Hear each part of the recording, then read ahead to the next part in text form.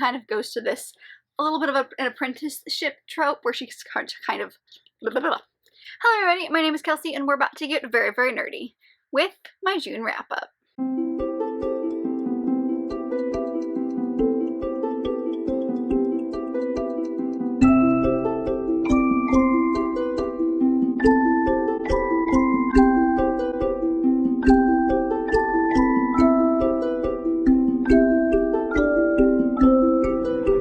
So in the month of June, I read many things. I read about 14 or 15 books, and I participated in a month-long readathon, which was Whatever You Want-a-thon, or Whatever-a-thon for short, hosted by Maddie from Book Browsing Blog, with many, many other booktubers as well. But I did vlog the entire month, so I'll make sure I leave those 4 vlogs down below. But yeah, I had a lot of reading fun this month. I will try not to go into too much detail here, like I say every single month, because we have quite a few to get through. So if you want super, super in-depth thoughts, maybe not super in-depth thoughts, but if you want my like real-time thoughts, I would go check out all of those vlogs, if you haven't already. But let's get right into it, because we're going to be here for a while, as we always are, and I have many things to get through. So in the month of June, I read a total of 5,295 pages, which might be my highest page count-wise, maybe? I'm not entirely sure. There's quite a lot of chunkers that I read this month, so like that probably helped out a little bit. And of that, I read 3 audiobooks, 5 physical books, 1 ebook, and 6 mixed. And then the ages, I actually was like all over the place, because I have 1 middle grade, 3 YA, 6 new adult, and 5 adult books. My genres were pretty contained this month. I have 3 contemporary, 8 fantasy, and 4 romance. And of my star ratings, everything was really great. So we have 7 5 stars and 8 4 stars. The first book that I ended up picking up was Take a Hint, Danny Brown by Talia Hibbert. I gave this one 5 stars. This is the second in her kind of Brown Sisters series that she's going on. The first one being Get a Life, Chloe Brown, and the third one that I'm reading in July. What month are we in? Reading in July is Act Your Age, Eve Brown. I personally really loved this one. I think it's pretty tied for first, honestly. Like, I think I really enjoyed this one and the first one equally. The first one maybe slightly more, I think just because that was my first step into her writing, so it like holds a special place in my heart. But I loved her writing. It was exactly how I felt about the first one. It's funny. There's incredible representation in here. She always has a little kind of like content warning at the beginning of this book. This one specifically deals with loss of a loved one, specifically like a parent or sibling, and then panic attacks and kind of just general anxiety disorder. So be wary of those things going in, but she always kind of warns you before going in what you're going to be getting into. Characters are always so different, and I loved this one just as much as I loved the first one. Honestly, like, don't know what else to say about it, because her writing is really funny. I enjoy the banter between our characters. I enjoy the romance between our characters. It always just feels very natural and realistic, and she's definitely become one of my favorite authors. Next one I picked up was Akamath by Sarah J. Maas. This one I will be, probably the next video you see, if not that, then the one after will be a spoiler vlog of this and ACOWAR, which we'll get to later. Actually, let's just do those now, because I have the same thoughts on both of them. Alright, so I gave both ACOWAR and Akamath 5 stars. These were both really great. I have become really obsessed with the ACOTAR series. I think overall the second one is my favorite, just because we explore some of the relationships more. We explore our main character. She's learning a lot of stuff about herself after the events of the first book, and I just really enjoyed getting to know that. We get to really dive into some of my favorite characters of this series and learn a little bit more about them. And then the third one is a little bit more, I would say, action-packed. There's definitely some unpacking of emotions and stuff that we have to do, but this is more kind of like, it's got action. You're not bored. That's not what I'm trying to say. But this one is more like coming to terms with trauma. This definitely focuses a lot on dealing with trauma, so trigger warnings for that. Whereas this one, that is a part of it, but it's not as big of a part, and there's more of a plot line that we're following in this one. Regardless, I loved them. The romances are incredible. I love them so much, and I'm now a Sarah J. Maas stan. That's all I can say. I love them. They're so good. They give me all of the emotions, which is really what tells me it's a good book for me, is if I can feel multiple emotions. even at once while reading, and then I have all of the like wide range of emotions during one book. And also these are chunkers, and I finished them in like 2 to 3 days each. So like maybe I like big books now. Who is she? The next one I picked up was a manga, and that is the first volume of Hat Atelier, and this is by Kuome Shirahama. This is a series that basically follows our main character Coco, and it's set in this world where you're basically thought to have inherited magic, like there are witches that are part of this world, but it's thought that they have inherited this magic, where actually it's something that you can learn. So she sees this witch doing said magic, and she's like, wait a second, I think I could do that. And so then things go horribly wrong, and she's taken in by this man as kind of like an apprentice. So there's that kind of trope, and she's learning magic. The magic system in here, what it actually ends up being, is really fascinating for me, and I really love learning about that as well. This is just the first step into the world. I ended up giving this one 4 stars. I'm very excited to continue with this. There's a quite large cliffhanger at the end of this, where I think we're gonna get some of the chosen one trope in the next few books or installments of this, but I'm excited to continue. The art is stunning. I love the story. I think it's very cute, and it's also very easy to get through, so I understand why people say that this is a very good manga to get into if you're trying to get into mangas. The next book I picked up was Come Tumbling Down by Shannon Maguire. This is the 5th in the Wayward Children's series, which is a series that I have just honestly fallen head over heels for. And this book, well, this entire series, I've been buddy reading with my friend Teresa. So we buddy read this one in June, and this, like I said, is the 5th installment. So basically this series follows kids who go through portals, and that portal takes them to their ideal world where they actually feel at home. Then sometimes they get kicked out of their world back into our reality, if you will, and there's a home for wayward children that is run by a woman who's gone through one of these portals. And so she understands, and she's kind of like this home to help them, I don't know, get used to the fact that they're in this world, or wait for their door to reopen, or, you know, just kind of like this wayward station a little bit. So some books take place at the actual school. For example, the first one, the third one, and then a little bit of this one takes place at the school. And then you've also got books that take place primarily in one world and follow one character in their world. This one follows the characters of Jack and Jill, which are introduced in the first one, and then in the second book we get kind of a backstory into their world and kind of before they went to the home in the first book, and then this takes place after the events of the first book.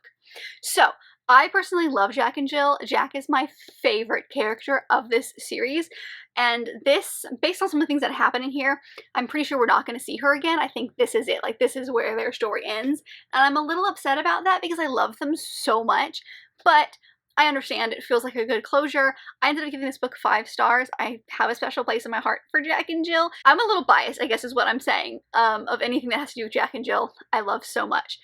So this was great. I loved seeing my favorite characters again. I loved seeing kind of the group of kids that we started in the first book and then kind of added to with the third book. And so we see like a mix of those characters in this one. And it's just, it was fun to get back to all these people again, and then have some new additions as well as they're solving a mystery. So I really enjoyed this. They're very short. They're easy to get through. I love them. The next book that I ended up picking up was The Evil Queen by Jenna Showalter. This is a book that I buddy read with my friend Taylor, who's the one that I read the Maya Banks books with, so we'll talk about her again later.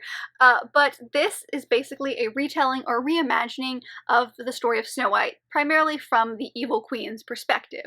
So this takes place in this world of Enchantia, and it follows our main character, Everly, and she is grown up in like the mortal world, so our world, and then she's told that she's actually from this Enchantia world, where in this world the fairy tales like Snow White, Sleeping Beauty, Cinderella, things like that are actually predictions of the future.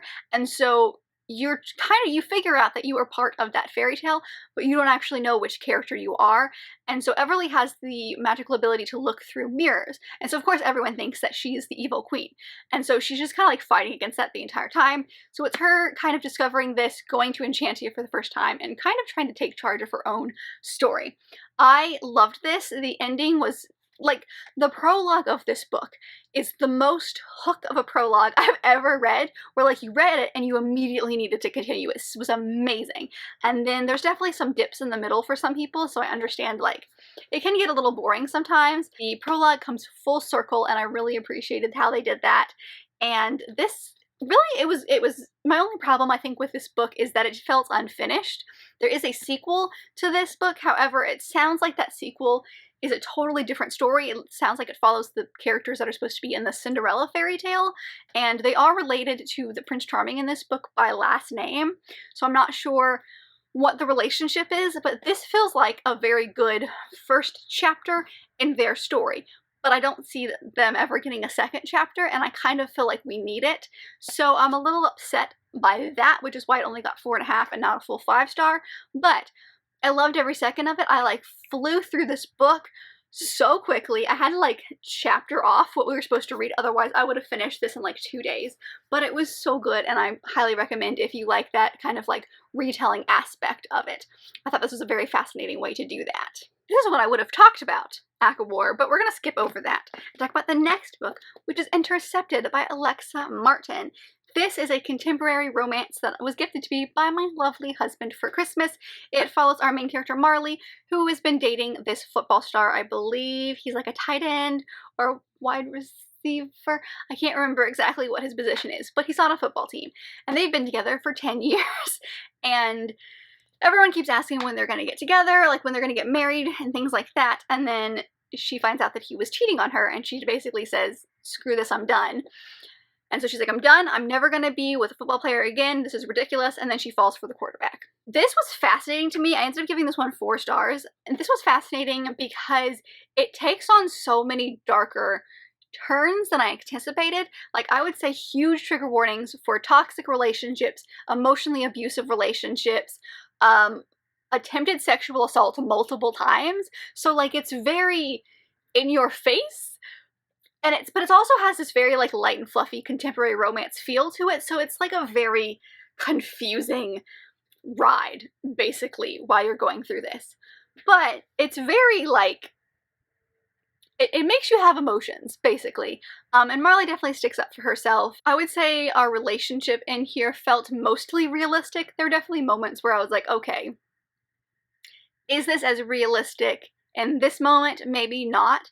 But overall, I'd say they didn't have the miscommunication trope very often, which is one that I see a lot in romances, particularly contemporary romances.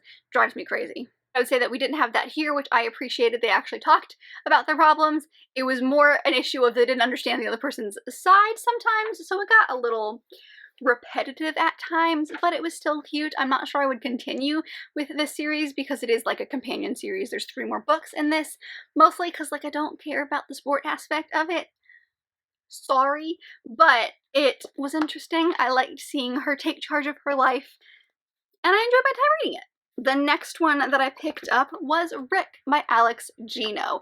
This is incredible. This is the author that wrote George that I read end of last year sometime and just raved about. It's one of my favorite children's / middle grade books. I think it's incredible. I think it should be required reading personally. So this follows some of the same characters in the same world, except for that book took place when they were in 4th grade, and this is when they're starting 6th grade. So now they've gone into middle school. This follows Rick, who was not the bully from the first book, but one of the bully's friends. So like, he didn't partake in the bullying, but he also didn't stop it, so he was kind of like a bystander for it. And it follows him in middle school, getting used to middle school for the first time, and then also just kind of like figuring out his own sexuality as he's going along, because he has no idea what he is. He doesn't feel like he's thinking a lot of the things that his parents and his best friend think he should be thinking, and so he's just kind of like discovering that. And then the school starts this Rainbow Spectrum Club, I think is what it's called, yes. And it's basically like your LGBTQ plus club in the school, so like allies and people from the community alike both go to this club. And it's really fascinating because you get a wide range of representation, and I think this is really important for younger kids. Again, just like George, I think this should be required reading, because not only do you see someone discovering who they are and just starting to really question things, which I think is important for younger kids to know and, you know, be able to accept and feel like it's okay to start questioning. But also, one of the things that stuck out to me the most was the kind of faculty member of this club, kind of like the faculty person who's like in charge of this club, kind of makes some mistakes as he's going along, but he also like researches it and realizes, oh, my bad, I made a mistake, I assumed this and it's not correct. I would like to apologize to all of you because I'm also still learning. And I thought that was really important to put in a kid's book so that kids can see that adults will mess up, but it's good to continue to kind of like learn, and like you might mess up, but it's okay as long as you continue to like educate yourself in certain aspects. So I thought this was really great. I loved that scene. I love these characters. We do get to see the characters from George that we have come to love, specifically our main character from that book. It was great seeing her in this book, and I loved it so much. So I think I gave this 5 stars. Are we surprised? I gave this 4.5, but let's just bump it to 5. We all know it's a 5. The next one I picked up was another manga, and that is the first volume of Dreaming Sun by Ichigo Taganu. I gave this 5 stars. This is now one of my favorite series, and I've only read the first one. I loved this so much. The story is ridiculous. It follows this girl who lives at home with her father, her stepmother, and their newborn, and she feels like the newborn's getting a lot of attention and she's just kind of like forgotten, so she decides to run away. Then she meets this man in the park that basically says, okay, I have an apartment or like a room for you to rent where you can live with like me and a couple other people from your school, and it'll be away from your family, but you'll have a nice community, but I'm gonna need you to do a few things for me. One of them telling you why you're running away, the second one is helping him find a key to the said apartment, and the third one is 2 parts, and it's like to have a dream and fall in love, and like that's a thing that everyone who lives in this little house has to do. And so she, like, this is mostly following her kind of figuring out who's in this house and actually like starting to live there. And it's the most ridiculous idea for a story, but I loved it so much. It like took me heart and soul, and I want to continue the series. There's at least 10 volumes out, and as of recording this, I have the next 2, so I'm very excited about that. But I want to own them all. I think I'm really going to enjoy this. This has made me really kind of think that I'm more of a contemporary manga person than a fantasy manga person. Still going to try some fantasy mangas. I still have some on my shelf, and there's still some that sound good that I'm going to give a shot to. But I've discovered that the ones that I really enjoy are 9 times out of a contemporary setting. But I loved it. It was great. There's not a whole lot I can tell you because like basically what I just said was the plot of this. There was some revelations at the end of this that I was like, oh, that's gonna come back in the next few, and I just cannot wait to get back to these characters because I love them so much. Alright, the next one was my buddy Read with Taylor, the Maya Banks book, which is Seduction of a Highland Lass. This is the second in the Macabre trilogy. We read the first and the third the last couple of months, and then we went back for this one. I recently picked up a copy for myself because I loved it so much. This is my second favorite Maya Banks book. Never Seduces Scott is still number 1. I don't think anything's going to bump that out of the water, but this is a very close second, so I needed my own copy. Apologies for the shine. It got 5 stars. I really enjoyed this. I think this is my favorite. It's definitely my favorite in the Macabre series. This is what I wanted the last book that I read, which is the third in the series, to be. Our main character is very much like headstrong, but she's not wishy-washy about it, which was the problem with the last girl. She's very like, this is how I think, and I'm not going to change my mind, and like this, you're going to have to deal. And Maya Banks is really good at writing those like very headstrong female characters, but the last one wasn't executed very well, and this is what I wanted. I wanted this one. So this follows, basically the Macabre trilogy follows the 3 Macabre brothers. The first book follows Laird, and then the other 2 follow his other siblings. This one follows Alaric and his romance with a woman named Keely.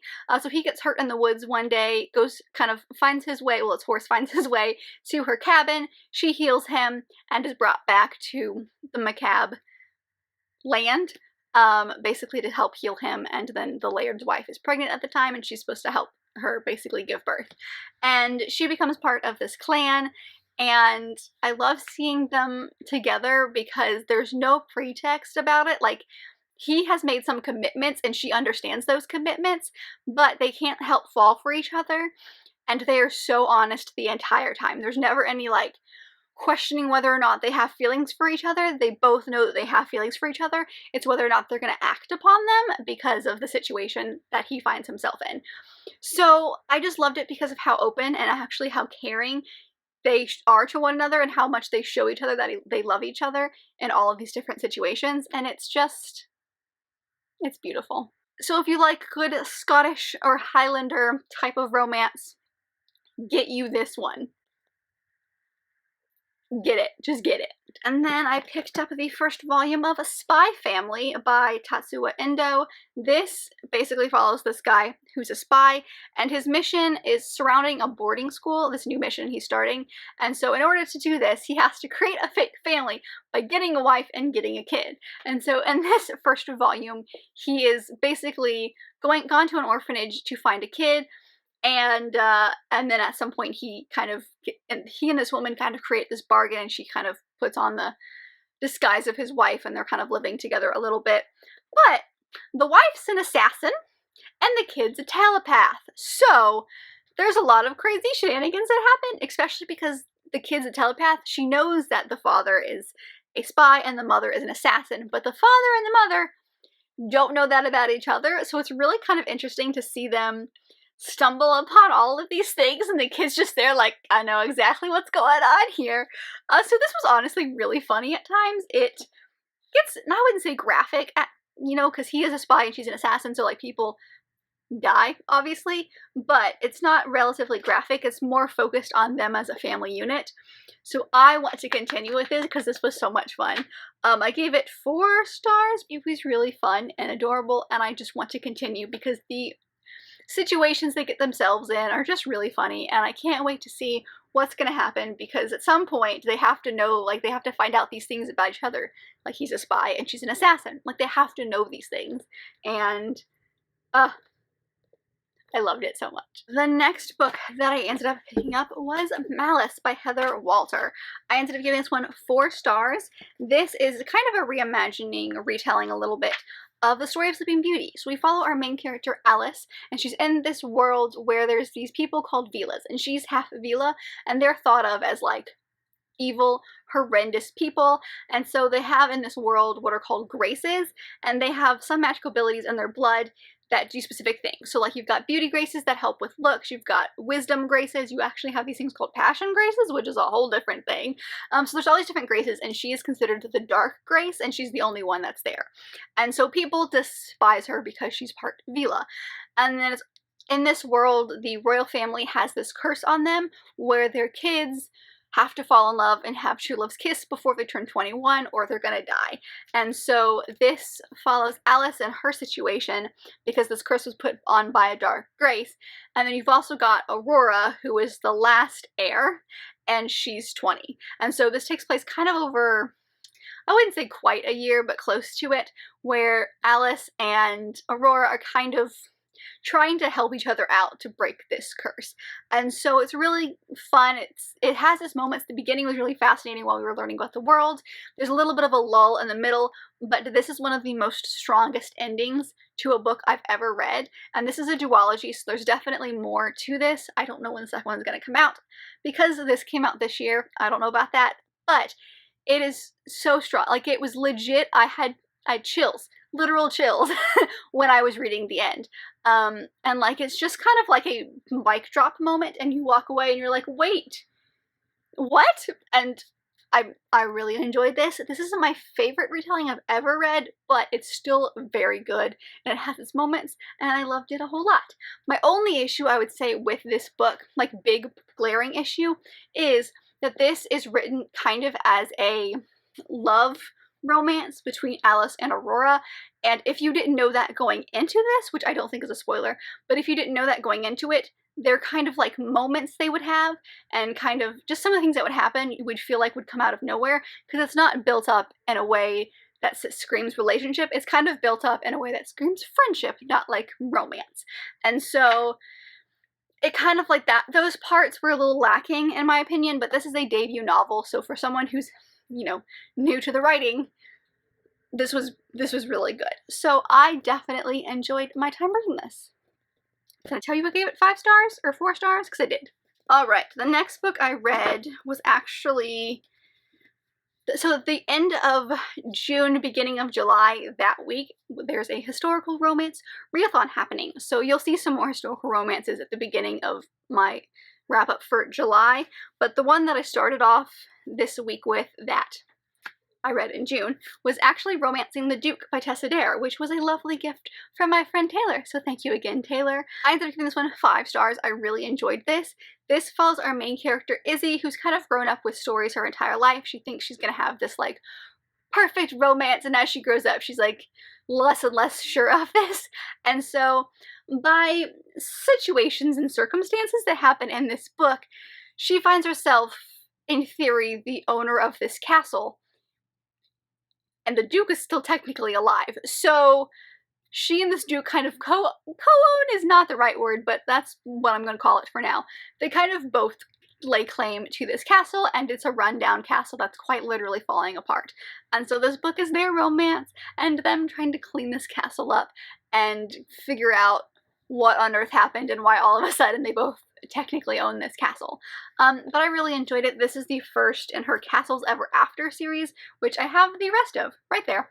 But I really enjoyed it. Tessa Dare is very, very quickly becoming a favorite romance author for me. When we're done, Taylor and I, when we're done with the Maya Banks books, we're going to be picking up Tessa Dare books, so I'm very excited about it. So this is my first kind of dip into her romance, and I loved it, and she's hilarious. I love her writing, so I'm a happy human.